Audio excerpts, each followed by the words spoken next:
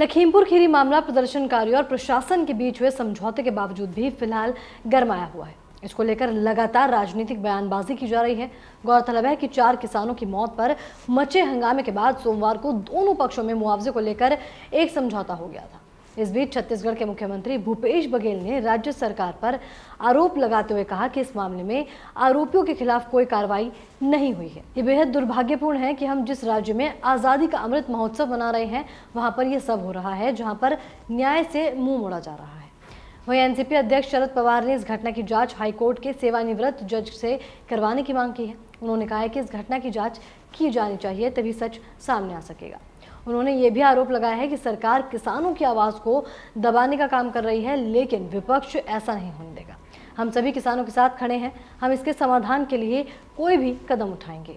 इतना ही नहीं, बीजेपी के पीलीभीत से सांसद वरुण गांधी ने ट्वीट कर मामले के आरोपियों को तुरंत गिरफ्तार करने की भी अपील की है। उन्होंने अपने ट्वीट में एक वीडियो को साझा करते हुए लिखा कि लखीमपुर खीरी में किसानों को गाड़ियों से जबरन कुचलने का ये जो पूरा वीडियो है, किसी की भी आत्मा को झंझोड़ कर रख देगा। पुलिस इस वीडियो का संज्ञान लेकर इन गाड़ियों के मालिकों, इनमें बैठे लोगों और इस प्रकरण में संलिप्त अन्य व्यक्तियों को चिन्हित कर तत्काल उन्हें गिरफ्तार करे। कांग्रेस के नेता और पार्टी महासचिव प्रियंका गांधी वाड्रा ने ट्विटर पर राज्य सरकार से पूछा कि इस मामले में जनता की आवाज उठाने पर उन्हें और दूसरे विपक्षी नेताओं को तो हिरासत में ले लिया गया है, लेकिन इस मामले के आरोपी को अब तक हिरासत में क्यों नहीं लिया गया है और मंत्रियों को अब तक क्यों बर्खास्त नहीं किया गया है। उन्होंने ये भी आरोप लगाए हैं कि बिना किसी भी आदेश और बिना किसी भी एफआईआर के उन्हें हिरासत में रखा गया है। उन्होंने अपने ट्वीट में केंद्र सरकार पर निशाना साधा है और कहा है कि इस देश को आज़ादी किसानों ने दिलवाई थी।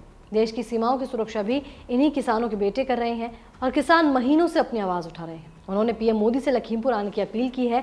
साथ ही कहा है कि ये उनका कर्तव्य है कि जिस संविधान की उन्हें शपथ ली है और उन्हें जिन लोगों की सुरक्षा का उन्होंने बीड़ा उठाया है उसको पूरा करें।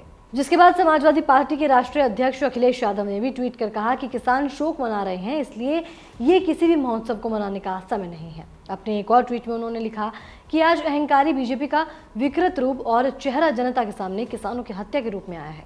बीजेपी के समर्थकों के सिर भी शर्म से झुक गए हैं। अन्नदाता के हत्यारों का साथ देने का अपराध बोध उनके गले से एक निवाला भी नीचे नहीं उतरने दे रहा है। वहीं बसपा सुप्रीमो मायावती ने भी ट्वीट किया। साथ ही उन्होंने कहा कि इस घटना की जितनी निंदा की जाए कम है। इससे राज्य सरकार और बीजेपी का असली चेहरा भी सामने आ गया है। इतना ही नहीं, कांग्रेस के नेता मल्लिकार्जुन खड़गे ने पीएम मोदी पर मामले के आरोपियों को बचाने का आरोप लगाया है।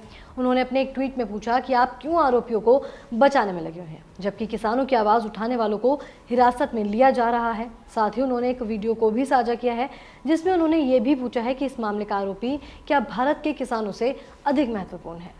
इतना ही नहीं, झारखंड के मुख्यमंत्री हेमंत सोरेन ने उत्तर प्रदेश की सरकार पर निंदा करते हुए कहा है कि लखीमपुर में जो कुछ हुआ वो बेहद विभत्स था। इस घटना ने मानवता को शर्मसार कर दिया है। उन्होंने लिखा कि वो इस घटना की और इसका विरोध करने पर विपक्षी नेताओं को हिरासत में लिए जाने की घोर निंदा करते हैं। लखीमपुर खीरी मामले के बाद से लगातार विपक्ष बीजेपी पर हमलावर हो रहा है, जिसके बाद अब मामले को लेकर बीजेपी क्या कुछ कदम उठाती है, ये एक देखने वाली बात होगी।